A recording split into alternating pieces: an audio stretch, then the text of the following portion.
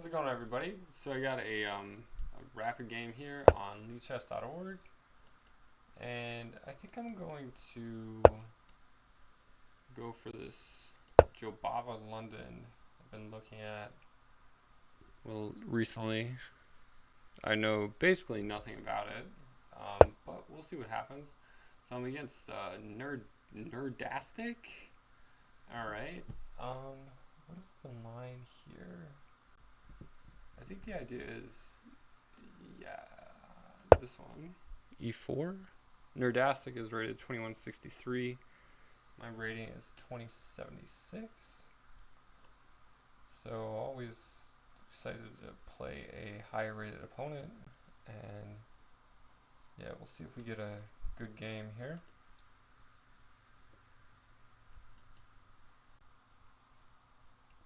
Hopefully, fingers crossed.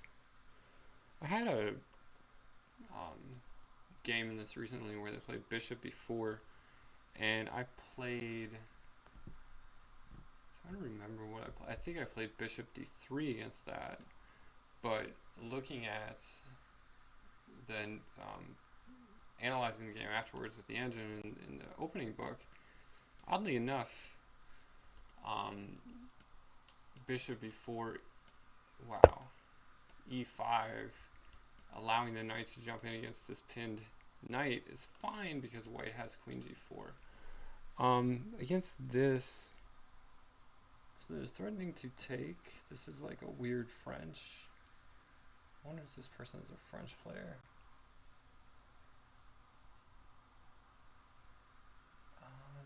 What to do? Bishop C4 or Bishop C4, Bishop F4. They just take on E4. Yeah, this is totally just a normal French. I don't want to play French. F3, F3, probably not an idea. If this person is booked up in this line, I don't want to play this. Takes D5, takes D5, Bishop G5. Yeah, that's just some line in the French. I forget what that's called. Bishop G5, and they go Bishop B4.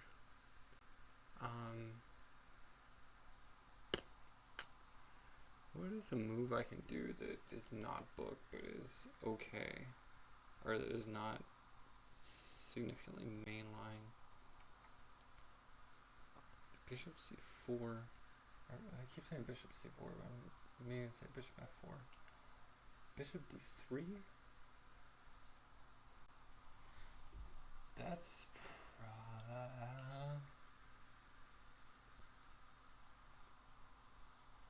I don't know.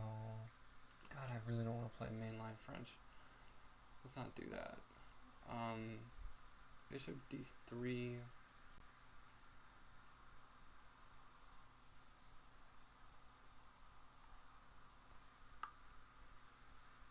Bishop D3. Bishop D3. Let's just do this. This is probably some line, but I don't know if I have the impression that it's. I mean, pretty sure this is the most common move on move 4 there. I definitely don't want to play that. This is probably something they see less. And in these kind of situations, yeah, I just try to get positions that they're maybe less familiar with. Bishop B4, I probably have to play E5 in that situation. Maybe I trade on D5. Although I give them their French bishop.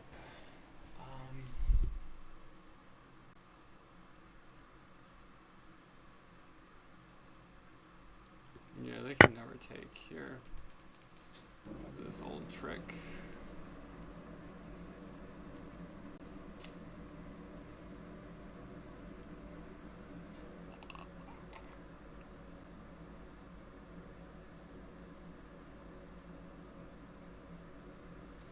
Alright, so we have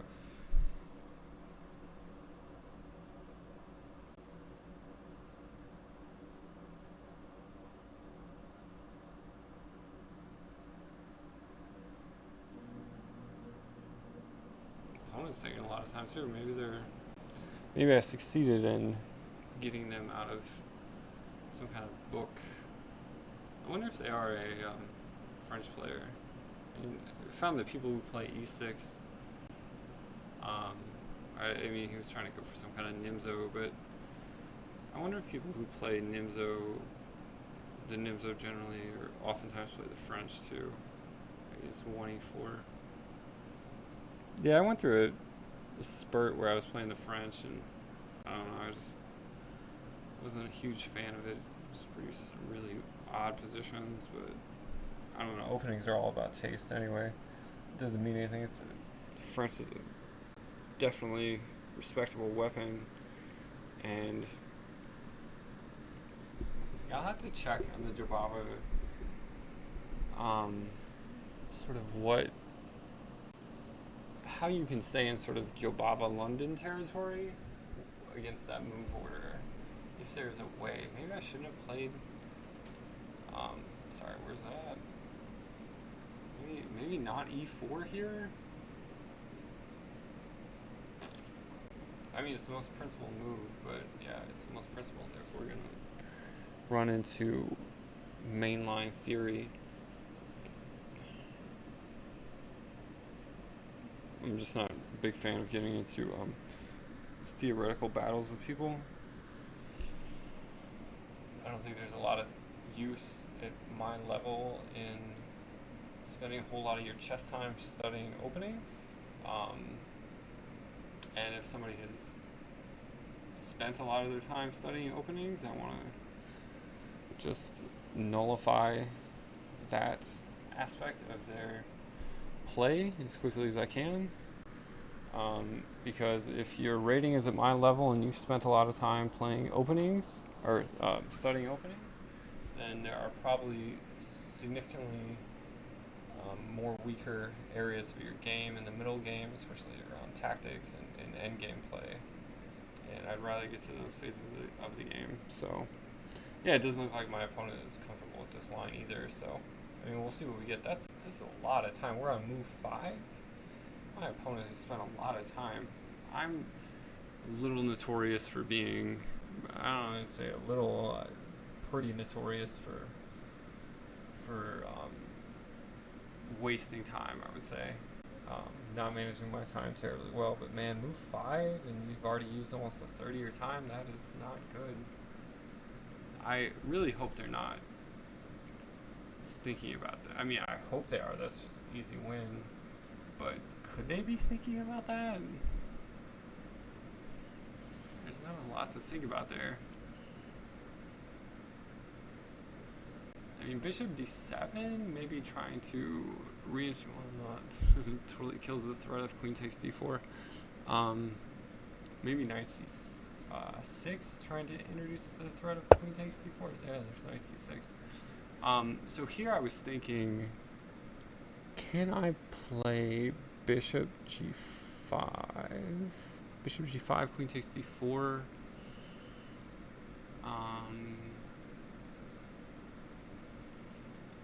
And then just, no, queen takes d4 also threatens that, or defends f6.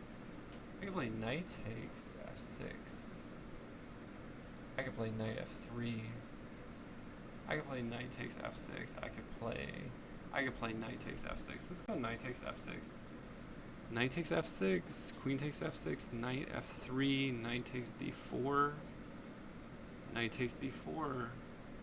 Yeah, same deal again. I think I like that.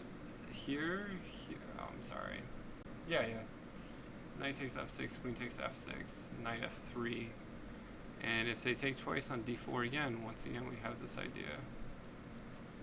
Yeah, let's go for this.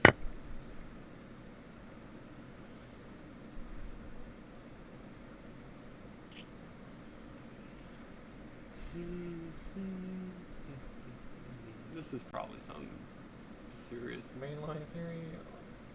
I don't like this for them. I don't like that they've closed their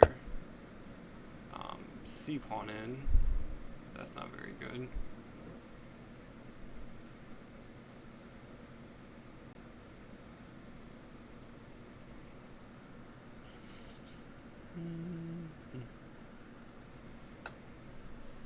I mean, it's good for me and not good for black's position.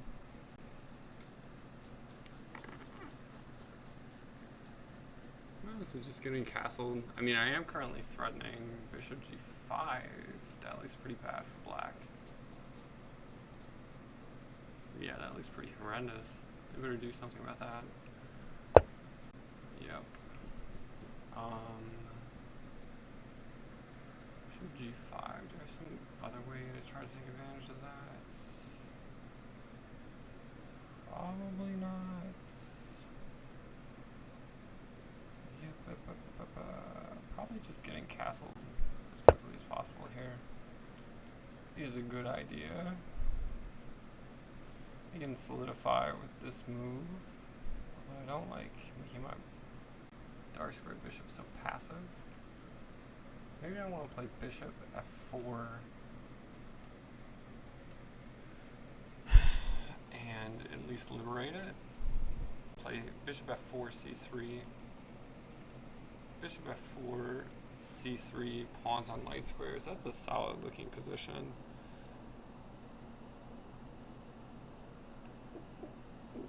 Yeah, I like that idea.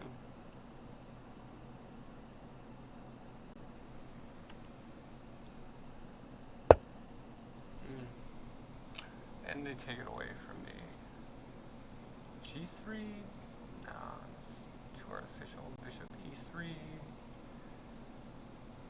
Bishop e3, maybe c4? c4, d5.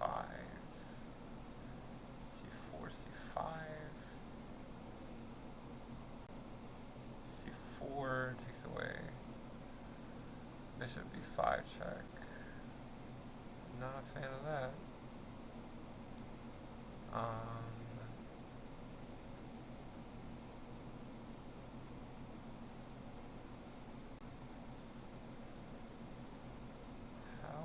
about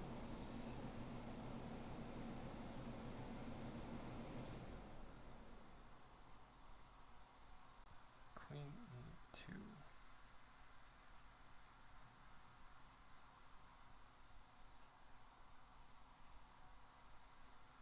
No. The most straightforward way to play is queen c, or just c3, but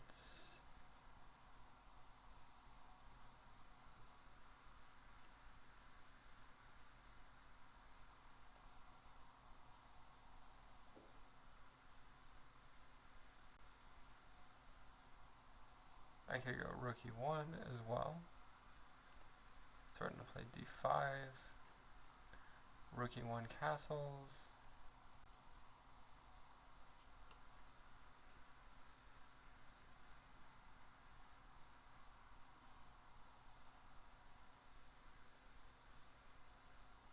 Rook e1 castles. d5. Takes d5.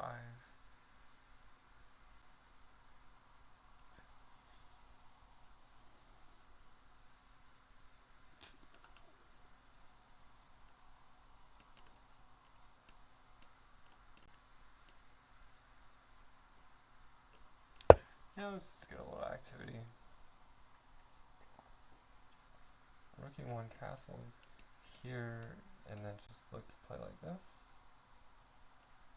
Yeah, that seems plausible enough.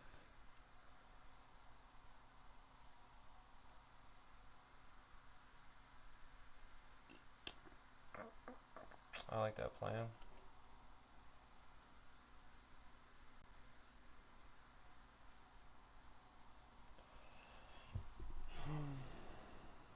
In the current position, probably, if I had another move, I would play d5, I think.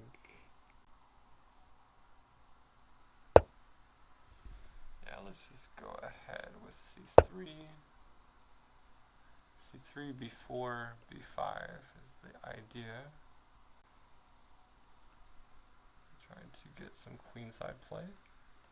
I don't know where this bishop ultimately is going to go.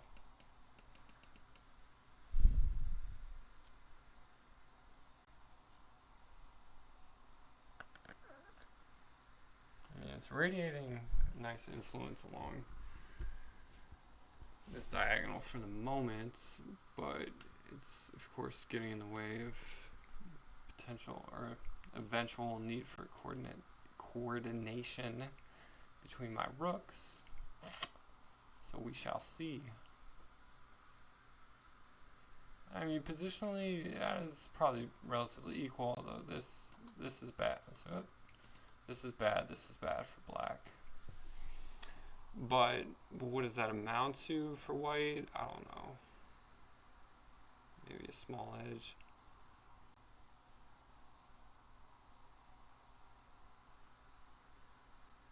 Clear plan in the position though is b4, b5. Against a4? Sorry, against a5. Maybe a3? Okay, so they want a fianchetto. Can I take advantage of that? d5, queen a5, queen a4.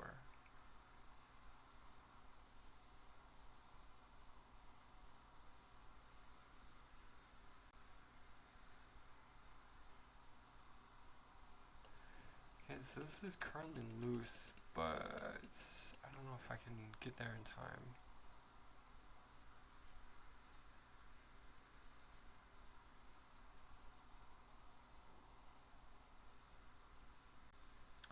Bishop e4, they just play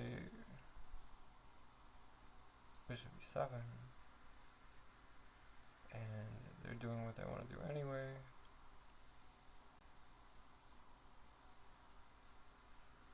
I don't know what that really gets me. I could go bishop c2, bishop queen d3. That's an idea.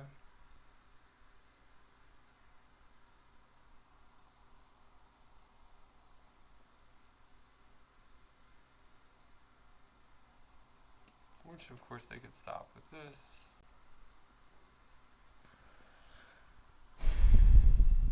But then I take here. Yeah, let's do that.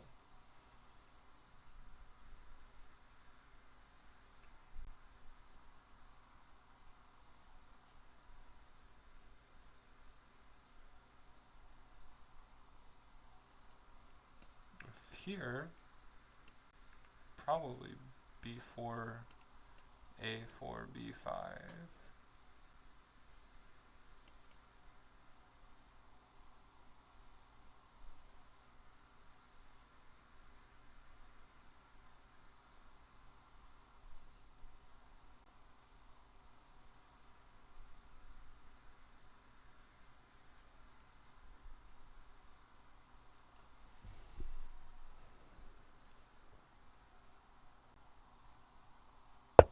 Yeah, if that, I think I would go attack the knight.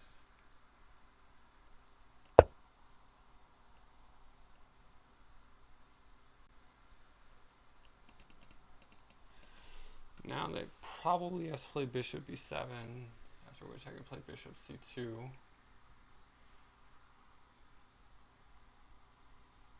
Although I could also just go b4. Let's do this.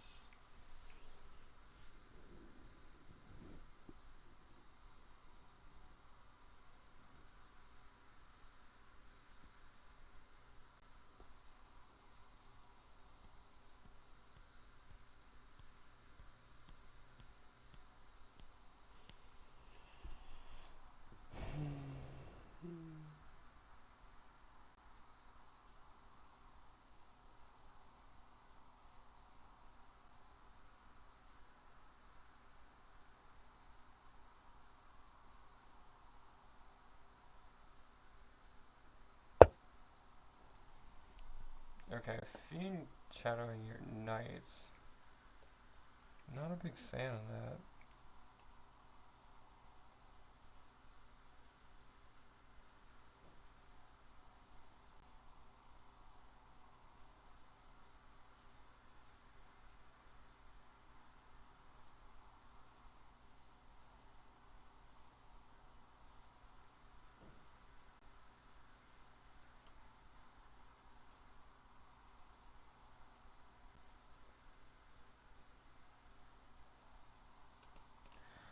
queen d3.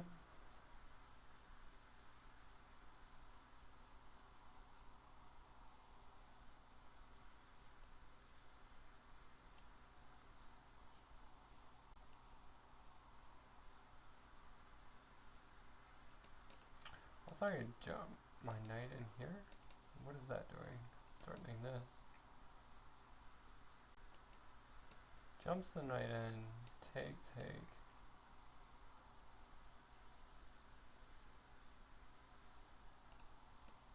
Take, take.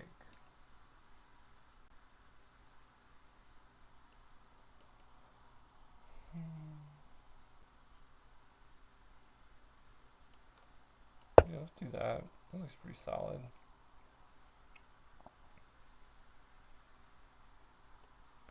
Rook is defending e4. So I can play knight d7.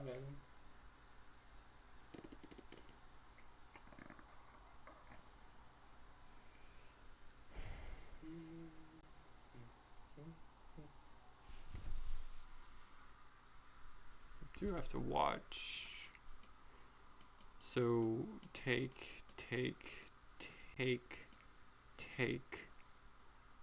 They can take this, but tempo, and then yeah, I think that's not good for black.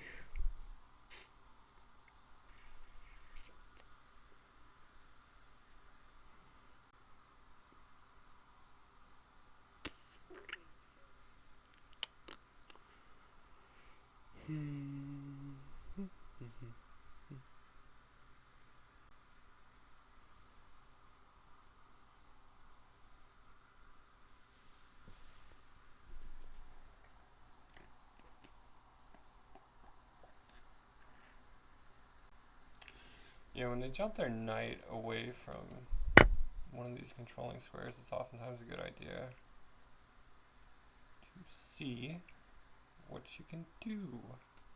So if I go here, they're saying, hey, I'm threatening mates.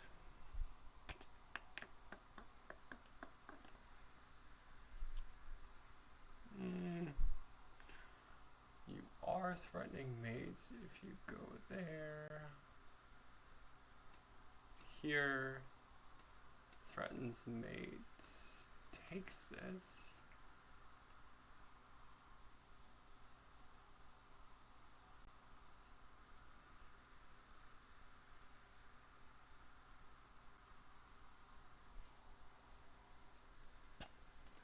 Yeah, I don't think this is good for white. This one threatens mates, but takes one of your mating attackers and still has this. You come over here. I can still just jump back and attack you. But yeah, you are attacking my rook. I think I have to take your bishop. Yeah, so knight d7, queen. Yeah, that's not good.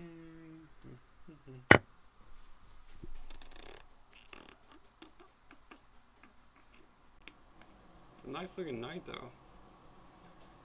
Black's rooks are splits.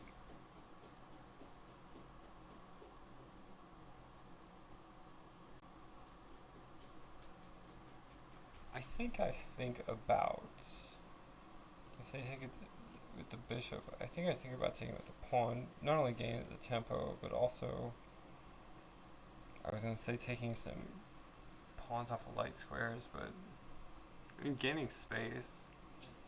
This thing's fine.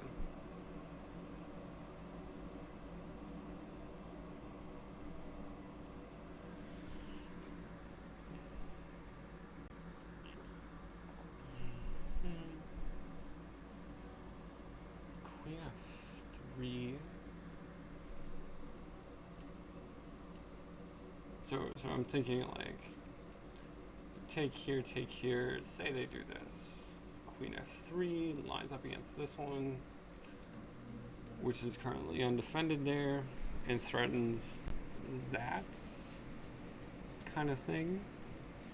It's an idea to keep in the back of the head. Alright, opponent's taking a good amount of time.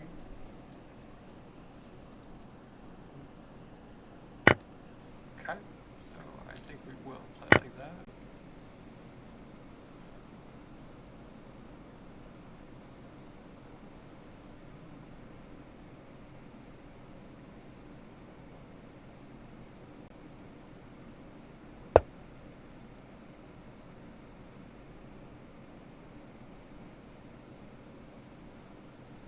Alright, so queen e2 is threatening rook f4.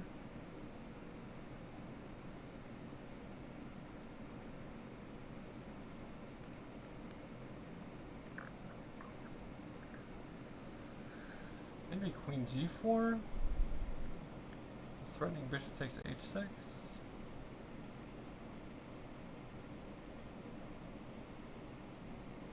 I think I like the looks of that.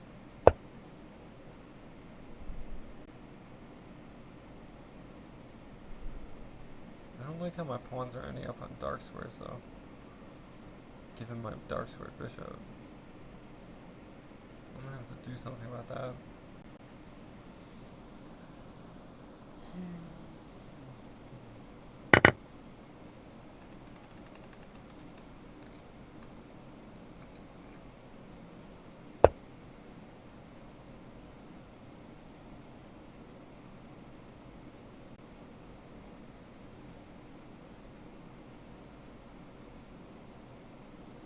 Rook c4, c5.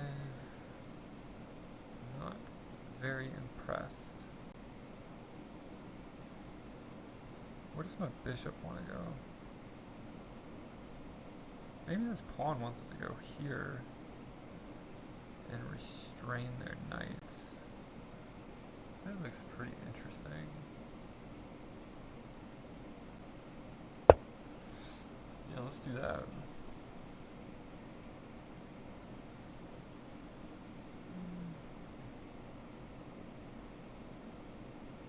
Getting a pawn off of light squares. Or sorry, onto light squares, off of dark squares. Where does my bishop want to go? Probably to e3.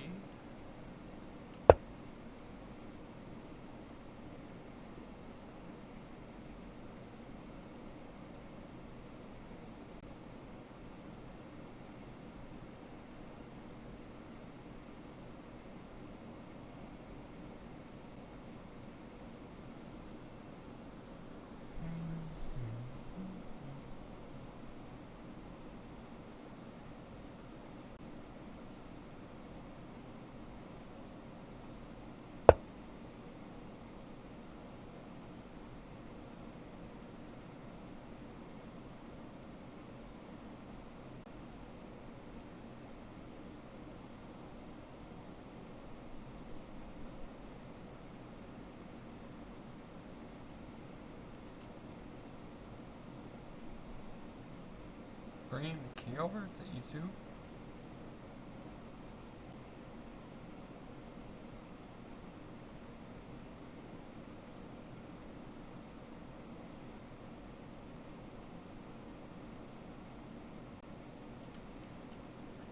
King e2, rook d3.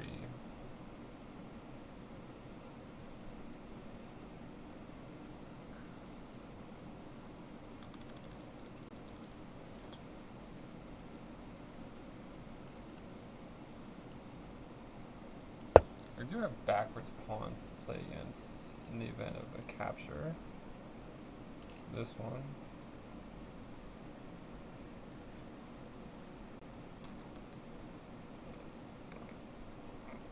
I'm probably just threatening to do this.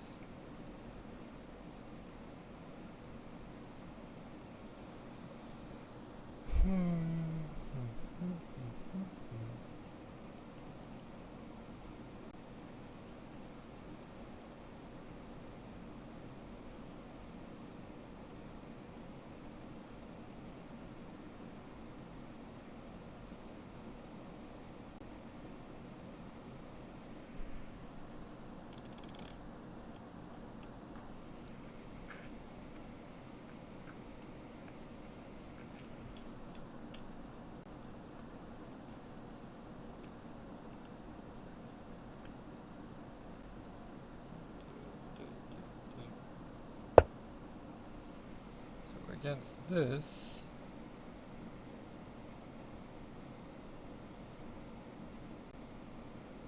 I just have to take.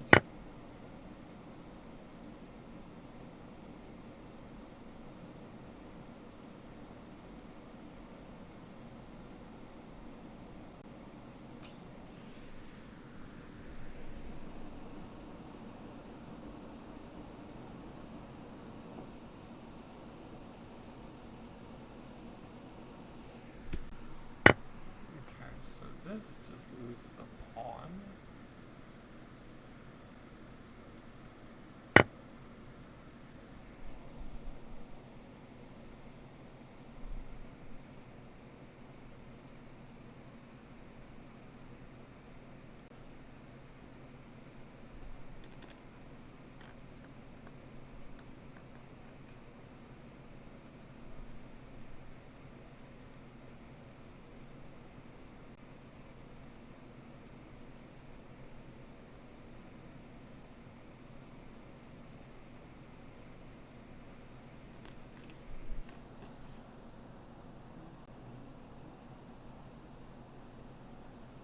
I think here it's going to be best to capture the rook with the bishop.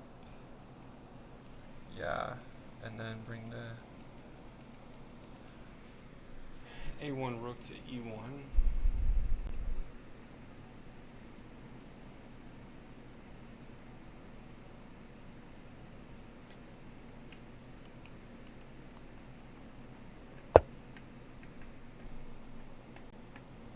In this case, maybe it's best to capture with the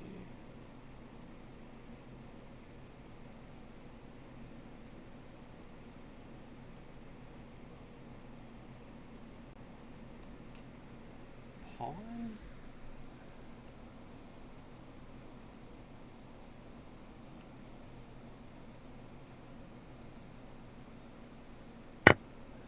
Oh, it's holding. That is pinned, yo.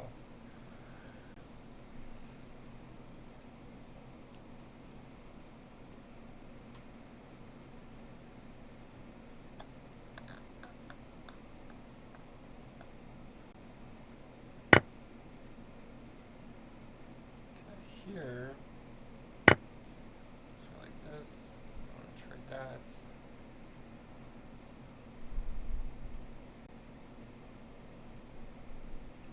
Yeah, this is a totally winning position for whites.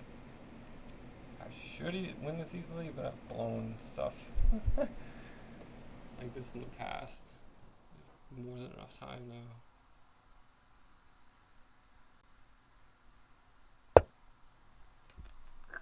Alright, so this just loses your rook.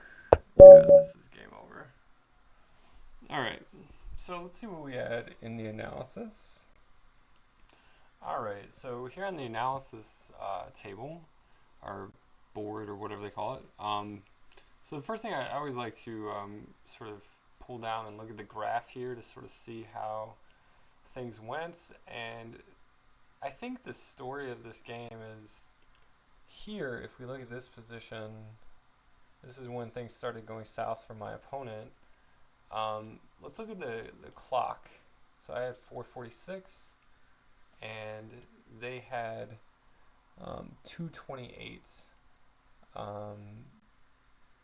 And yeah, they just started getting into time trouble from that point and just making sort of subpar decisions. Up until then, it was a back and forth game of which, you know, I had a good amount of advantage, and then I kind of dwindled it away. I'll be interested to see how I should have played back here, but yeah, this was definitely a good example of just practical play and getting your opponent in a situation, a time situation where they're more likely to make subpar decisions. So yeah, let's take it from the beginning. So I played this Jobava London that Simon Williams has called it. I played this e6 move, and I played e4, d5. Second most common move, bishop e4, most common. Yeah, I said this line during the game. I had this position the other day, and I played bishop d3, which is second most common here, and it actually scores pretty well. But I think Engine's top choice is this, when you get something like this, and white has this move queen g4, and it gets ugly, because this is what I'm afraid of, but evidently this is really bad for black, because you can take here and even let them do their discovered checks, because after c3, this is hanging and this is hanging, and yeah, it's a really interesting line. Like, I immediately discounted this line in the game because I wasn't familiar with the theory, simply because from this position I noticed that their knight is jumping into one of these two squares, and putting pressure on my pinned knights, and I was like, that just can't be good. But it turns out it's probably best for white. So interesting line there. But yeah, so opponent here played d5, and best move, as the computer says here, is e5. My move is slightly substandard, but again, as I said during the game, I was trying to get something that was relatively offbeat. In this position, this move, like, is, yeah, rarely played. It's played about a tenth, 10% as often as the main move e5, and the Masters database shows even far less. So yeah, it had the good practical value that I was looking for. So a computer is going to say it's slightly inferior, but again, as we saw during the game, I wasn't particularly caring about the engine evaluation. In case you're not aware of this kind of trick in the French, if they ever take here, they're immediately losing to these kind of ideas. But yeah, that's a pretty standard trick for white in the French. So yeah, I take. They go here. Evidently, this is also inferior. Knight takes f6 scores the best, but engine says knight f3 is objectively best. Okay, so knight takes, and it probably, knight takes f6 probably scores the best, because people play queen takes f6, and do they play knight takes? People do play knight takes d4. Oh man. Yeah, people are losing from this position. Yeah, opponent played the best move, h6, stopping bishop g4, trapping the queen. Yeah, otherwise, man, this is, yeah, wow. Knight f3. This position, white is winning 82% of the time. That's amazing. In the Lichess database, and there are no master games in this line, because it's just bad for black. Yeah, I mean, according to the engine, black is already, or white already is at 1.2, plus 1.2. Let me move this around so we can see the engine value. So we can see the engine evaluation. That is not the way to do it.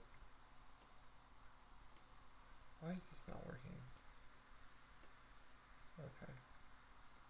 Let's pull up the engine evaluation there. There we go.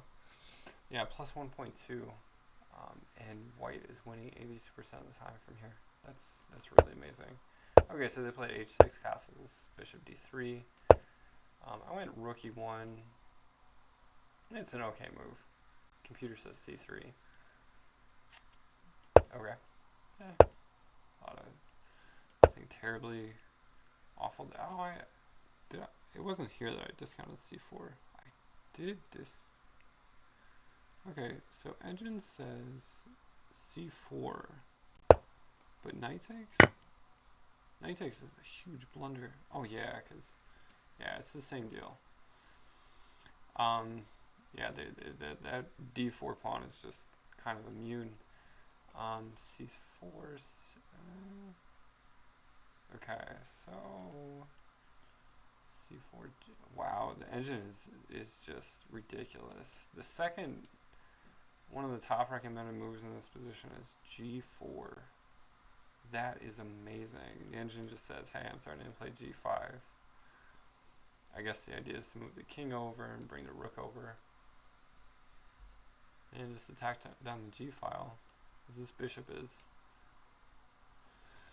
going to be neutralized, I guess, by our bishop going to the diagonal. Wow, that's a wild line. Anyway, C3, slightly inferior, doesn't like this. I think I had a bit of a spidey sense tingling here, but I wasn't seeing an obvious way to punish this. So I just went for this idea, bishop C2, trying to play queen D3 and just get a battery against H7. If they play G6, they're hanging that pawn. So yeah, it's an okay, it's a second recommended move by the engine, but bishop E4, bishop E4, bishop E7, bishop E4, I just thought, okay, they're getting to do what they want to do. Bishop takes, pawn takes. Yeah, I guess in these variations, the bishop is just hanging back here. Yeah, that's actually pretty good because my rook is always defending E5 with this bishop H7 trick. Yeah, I gotta keep those tactical ideas in the back of the head. Alright, bishop A6, bishop E4. Okay, this was not good. This was not good. So knight E5, just jumping in. Yeah, I got too wedded to this idea of queenside play. The idea here is the loose bishop. The tactical idea is the loose bishop. Knight E5, bishop takes. So again, we get a similar variation to before. Queen D8. Yeah, probably not trading queens. F4, taking en passant. And bishop D3. And computer says white has a big advantage here, and that makes a lot of sense. White has the bishop pair, black has this weak pawn. Black has holes around their has holes around their king. The queen is like the main piece around it. So yeah, this B4 idea, this is my kind of blunder that I make. I've been seeing these kind of like positional mistakes, I guess I would call them.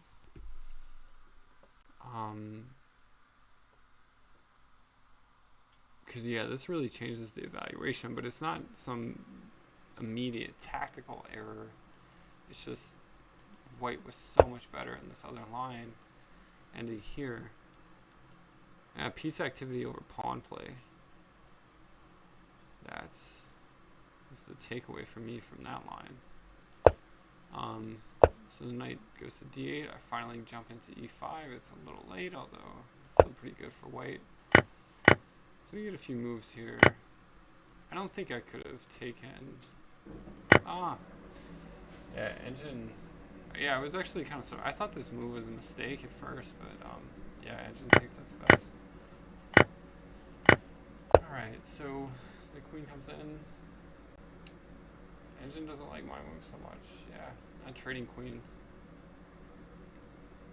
Yeah, I find that I don't try to trade queens to simplify quickly or something, but I oftentimes still find that I'm trading queens quicker than I should when I check it with the engine's like, yeah, you should find something else to do with your queen. I was just thinking in this variation that even if they take here and I take here, then I've got, these threats against H6 and G7, but as they played in the game, just King H7 just jumping out of the way just neutralizes all that pretty quick. Sorry, let's jump back here. So I did the queen trade, and then just jump out of the way. I looked at this move, rook C4, but I just thought this was too artificial. C5. Okay, so the engine wants to play like this, C5. Whoops, not like that, sorry. I guess B takes. You win a pawn. You got a weak pawn that you win, but so the engine does not want to take. The engine wants to go like this. Okay. And the claim is simply my pawns are weak. Yeah. Yeah, that makes a lot of sense. These are pretty weak. Even though I'm up a pawn, technically, that's a pretty weak set of pawns. Okay, so b5 did not like that. Anything besides rook c4, maybe a4, h3. Yeah, I did think about this move, but... Okay, so they go here. What's up with that? Bishop e3. This one. Just go back over here, stay active with your rook. Okay. Bring the knight in. Go hit the rook. Yeah, what's up with this square, though? I guess you're trading.